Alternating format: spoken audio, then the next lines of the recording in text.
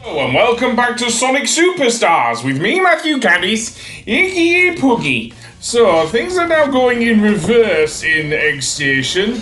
Yes, everything that was falling apart is coming back up and vice versa.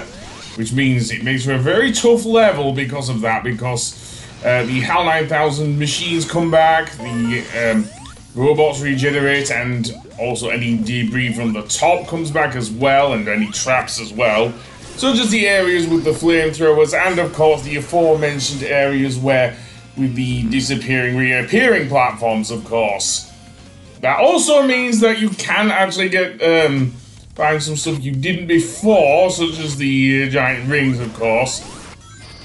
Although I don't get the Chaos Emeralds here. I am going to show off some of the other abilities anyway, because I'm not going through the whole thing again, and well, I am dying there. It's so annoying that, although having said that, the missiles, they can easily be destroyed with Amy's double jump.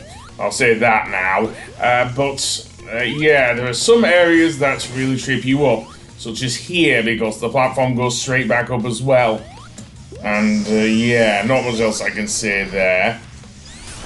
Unfortunately, the slowness does get you when you're going up slopes. It's not as bad as some other Sonic games I would mention. The problem is the flamethrowers coming back on. Given that Amy jumps pretty high, it can be a pain in the ass. Absolutely. So yeah. And unlike with Act 1, there's no indication when they'll come back on. With at least with Act 1, you could see them sparking up before, they did ignite. And yeah, the platforms do fall back. And be prepared to die a lot in this level, and I mean a lot. Seriously. So much so. And yes, there's no skipping these bits either. There are multiple pathways, don't get me wrong, in both levels, but yeah, not great.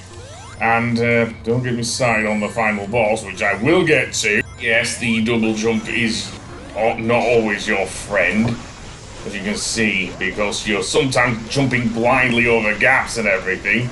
Such as here, of course, in the area where the platforms fall down, and in the other area I mentioned with the thing. This area with the rings, but everything else, but we'll get to that. For now, we will see what happens when Eggman comes back in here. Everything is blowing, reverse exploding, I guess. And then your character will fall down here, and we will face probably the most annoying final boss I've seen in a classic Sonic game. Not in a Sonic game overall, because there was the Death Egg robot in Sonic Forces, of course.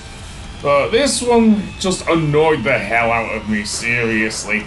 Just for how you attack him, because he behaves like Bowser. Seriously. If there's anything I do not like, it is when a Sonic boss borrows from tries to behave like a Mario boss. At least I can understand if it was with Bowser, because in Mario games, you're moving slower.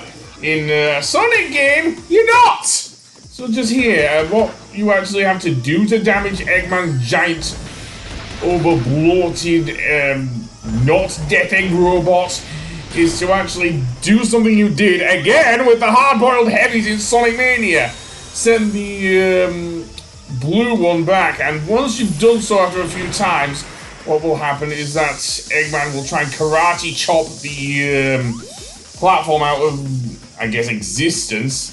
So yeah.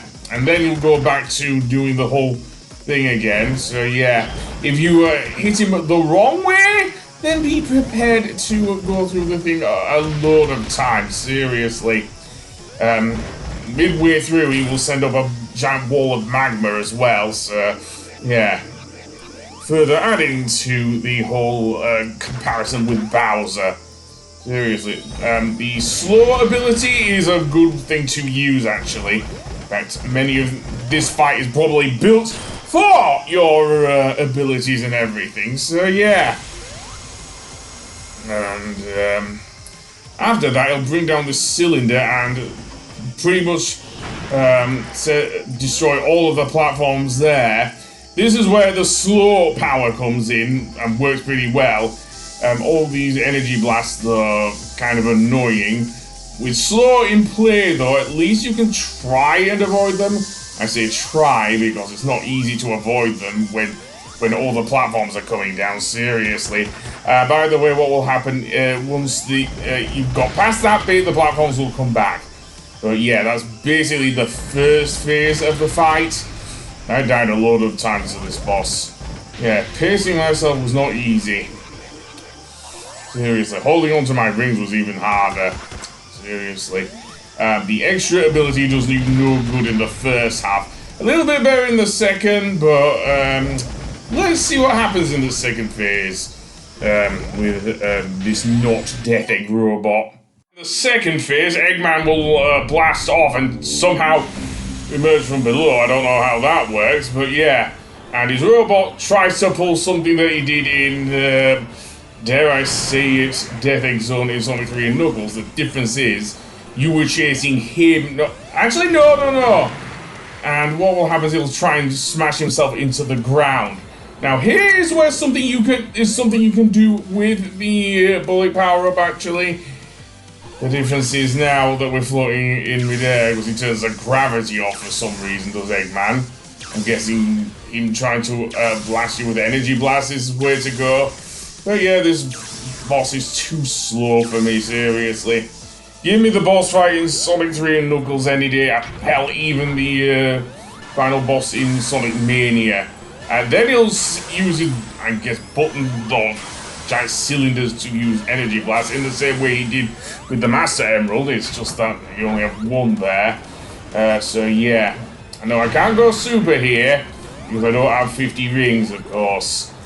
So yeah, and once he pounds the ground, then you can actually hit him. You can also use bullet while he's chasing you to actually propel yourself onto his head. Not easy, I may add, but it can be done. But yeah, the anti-gravity move is a pain in the ass, though, because you have to wait for all the energy blasts to go through before you can do anything with Eggman, dare I say. This whole playthrough here took me at least half an hour. Seriously, not even Doomsday Zone took me that long. And finally, the not Death Egg robot falls to pieces. And indeed, then we escape, I guess, the egg station. Eggman actually gets a jetpack, so he is no longer faster on his feet then. And we escape from the egg station, of course, and seemingly into the escape pod where, seemingly, I guess we escape. All of us, including Trib, and there's not much room in there. Back to Earth, not Mobius, and indeed, then we will emerge on a beach. All the flickies are happy to see us and everything, including the giant animals as well. And Trib is now a member of the gang as well, which, yeah, she even gets her own mode, which I'll go over some of in the next episode. And, seemingly like Sonic Colors, we also get an area that has us playing through the level, which, honestly, like Sonic Colors, is kind of a waste, really, because, yeah, doesn't work very well in my opinion. But that was Sonic thing. A game that is severely let down by the boss battles, seriously. And also some of the Jun Senoi music, seriously. Especially Golden Capital Act 1, I do not like that song.